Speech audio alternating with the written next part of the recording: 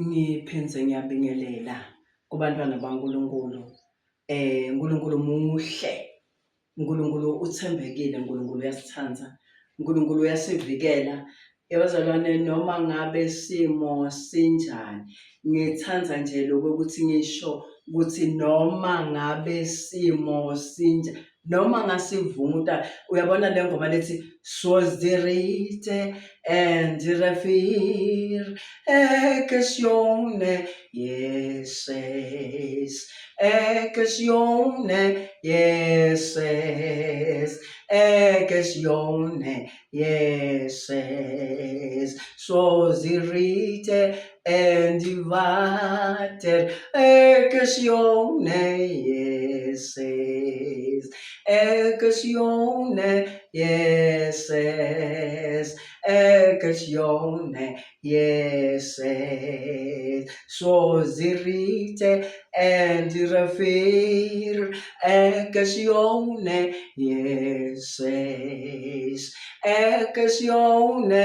Jesus, ek is joune Jesus, soos die riete en die water, ek is joune Jesus, ek is joune Jesus, ek is joune Jesus. Hey, abantu baNkulunkulu, umhlanga nakufika tikhukhula, aqhamuka amanti, aqhamuka netinkomo, aqhamuka netigubhu letikhukhulekile, tihlahla dawa. Hey, kube matima lamanti laphana emfuleni, lo mhlanga lovamise kumila lapha emkhathini wemfula unyakade. Simo lesimatima phela kulomhlanga leso sikhathi. Unyakade umhlanga ubethe kubi, ubethe kuthi awubanqono, kubonakale lokuthi ugcina vele awusabonakale mandi, sahamba ngetulu nawo lamanti abovu ngoba khukhule tonke tinsila la etindleleni, ugcwele umfula, tikhukhula tifikile, kodwa wena ngeke ukhukhuleke. Wena ngoba umntwana waNkulunkulu ngeke, ngifuna ukukuthembisa ukuthi ngeke uze ukhukhuleke wena ngoba uhleli kubani? kuNkulunkulu. Soos die riete en die rivier, lo mhlanga nakuhamba isikhathi lumfula uyehla, ubona uyavela kancane, awugamuki umhlanga, awusisilimo umhlanga. Nawe ngeke uganyulwe simo, asigamulani isimo, sifika sishaye lesinye isikhathi uze wehle nasemtimbeni, abantu bamangale ukuthi wehliswe yini. Wehle kakhulu, wehle uze uthi noma uhambe ebantwini uve uthi saba ngoba uqabanga lesimo losuke ukuso. Kodwa ngifuna kusho ukuthi awuzange umhlanga ugamuke ekhathi emantini lanetikhukhula lahamba netilo, kuze kufike isikhathi la lamanti aphela buyele kahle, umhlanga uvuke ume. Wena uyafana nemhlanga nawuhleli kuNkulunkulu, ngeke umhlanga uze ukhukhuleke. Ngeke wena njengoba ungumhlanga, ungeke noma ngisiphi lesimo, you can be shaken, you can be bent, you can, kuningi lokungenteka kuwe,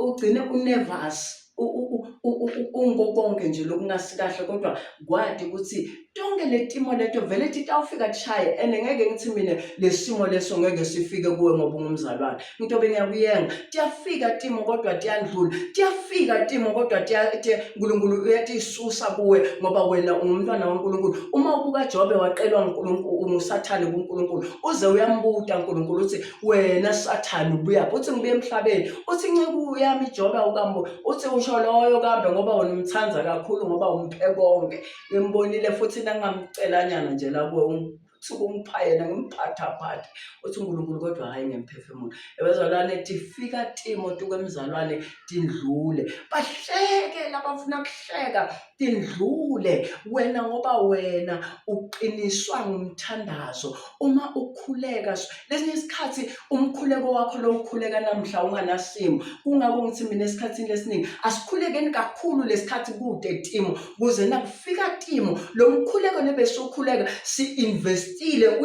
Uthi lesikhathi wena ungasakhoni nekulibita ligama, ulibita ekujuleni uyabona Hana, ithi lenza bahana wathandaza, kodwa kwafika isikhathi la bese unyakata tindzebe temlomo uze uthi babwakakhe wena udzakiwe yini uthi Nkosi yami hey bakhona nje lela bathi Nkosi yami uthi Nkosi yami angikadzakwa kodwa ngingumfati loselusizini ngingumfati lo ukukhuleka uNkulunkulu bekamuva hana ukuthi uthini bekamuva futhi hana ukuthi ekujuleni kwenhlitiyo yakhe akakasarendi solo uyakhuleka uthulile uNkulunkulu uyakuva ukuthi wena solo uyakhuleka uthulile ungasakhali uyakuva uthulile ungasakhoni nekuthandaza uyakuva uNkulunkulu ngoba uthi wathi ngisho imicabango yethu wathi ngisho likusasa lethu usati hayi mani wena mani hlala kuNkulunkulu ngifuna namhla kufunza nali livi la umuntu okhuleka ngitawusho ukuthi ngifuna ukukhuleka nalabanjani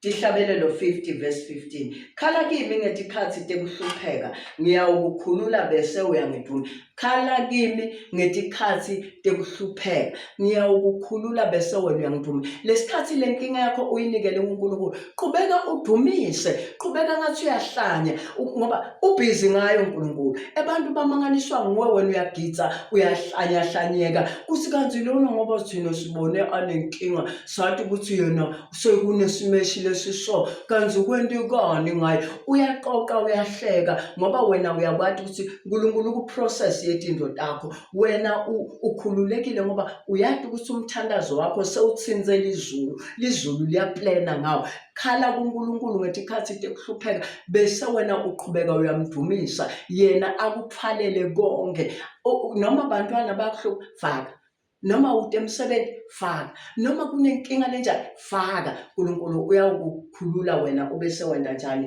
uyamdumisa ngifuna ukukhuleka nabo bonke labangasebenzi labanye bobabe ozafise kuhamba ukuthi ngintothini ave buhlungu nakabuka abantu bakhe akasebenzi akanalutho akasasati lesimo ukuthi uyawusithini la ekhaya sekungena kudlanyana ngemaplastiki kuqanjwa nemanga ukuthi kulethwe ngubhuti izibani kulethwe kodwa lo babe uyabeketela ngoba ubuke lesimo lekakuso ukuthi hayi kunamake longasebenzi baba uyasebenza kodwa lo babe umbalisela ukuthi kanti wena uhlulwa yini bafati bayahamba bosebenza ngibabe lolivaka nalo siphukuphuku lotshela make lokho bobabe banamhla vele bafuna abafati abasebenzayo bathi imali yemalini kusho bani lokho ngoba kwathiwa babe utawuteka make akhulise likhaya nake likhaya abuke tonke tinto akukhulise bantwana yebo vele sekukhona lokho ukuthi abantu baNkulunkulu bafunzile abantu baNkulunkulu mathuba sekavulekile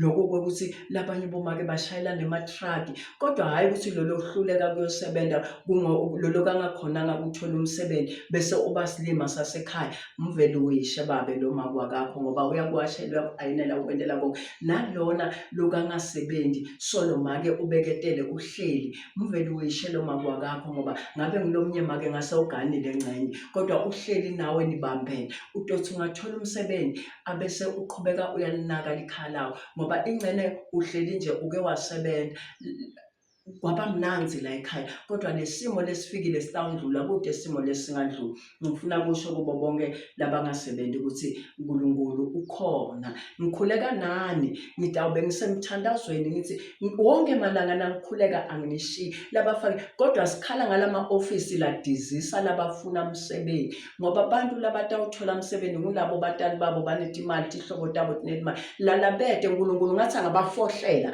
nabo bangena lenye langa babone sebamcashile nje ukuthi bamcashe njani bangadi kodwa uNkulunkulu sewudziniwe umfakile umuntu wakhe emsebenzini naloya sewumfakile emsebenzini nalo uyangena kusasa emsebenzini nawe uyangena kusasa emsebenzini ngikhulekela lokho mina ukuthi kwangathi uNkulunkulu angenda lomusa kubo bonke labangasebenzi kubo bonke labahlupheka ngenxa yemsebenzi bantwana bethu babuyile etikolweni kuningi kodwa leBhayibheli lishilo lathi kutawufika isikhathi lapho indlala itawuba yiningi emhlabeni tifo tibe khona kuningi lo lesukubona sekwenteka asichubeke sikhuleke sibeketele kunengoma lana lengiyithandzako letakuvuselela nawe, nami futhi itangivuselela. Nawo lo mkhuleko nangikhuleka, ngikhulekela wena, ngikhulekela mina, ngikhulekela abantu bami, ngikhulekela babodzadzewethu nabomfowethu, bantwana betihlobo, bantwana babomakhelwane, sikhulekela konke. Asikho selfish ngoba mawusela tifishi titawubona. Don't be selfish. Khulekela bonke bantu baNkulunkulu, nalabo le wena uthi uyabadonsa bakhulekele, futhi bangazi bakwadi ukuthi uyabakhulekela. Nabaphumelela ushaye haleluya ukuthi ngiyabonga Nkosi ukuthi naloya somsitile waphumelela. And ungayibi nenkinga ukuthi uphumeleliswe umkhuleko wakho ngoba uNkulunkulu uthi yena asezulwini utakubonga wena. Tia makwe ruti, wena tia makwe ruti, kona entiyisweni yahosi, wena wayibona ndlebe yahosi, yiyingisela misava hinkwayo, yingahlantseka yini, kona kuyingisela wena. Ndikutiya wena tiya makweruti, wena tiya makweruti, kona entisweni yahosi, wena walibona voko la hosi, likatekisa misava hinkwayo, lingatsandzeka yini, kona kukatekisa wena. Hikuti wena tiya makweruti, wena tiya makweruti, kona entisweni yahosi, wena walibona tihlo la hosi, libuka misava hinkwayo, lingatsandzeka yini, kona ekubuka wena. Ndikuti wena tiya makweruti, wena tiya makweruti, kona entisweni yahosi, wena wawubona nkonzo wa hosi, ufamba misava hinkwayo, ungatsandzeka yini, kona kufambela wena. Ndikuti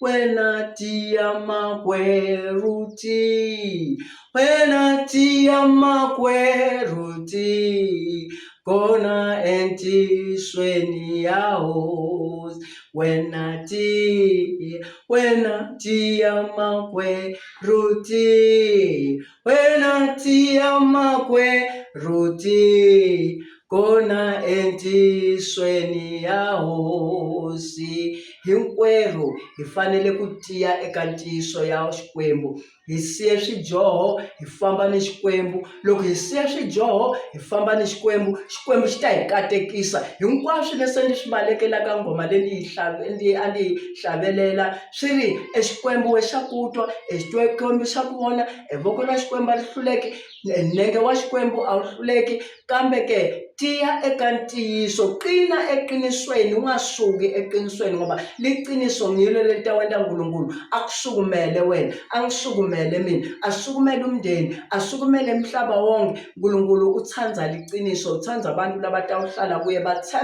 thembeka uhlale kuNkulunkulu. Jobe wahlala wathembeka kwaze kwafika isikhathi lapho tindlo takhe tibuyiswa tonke khona, netakho tiyabuya. Haleluya.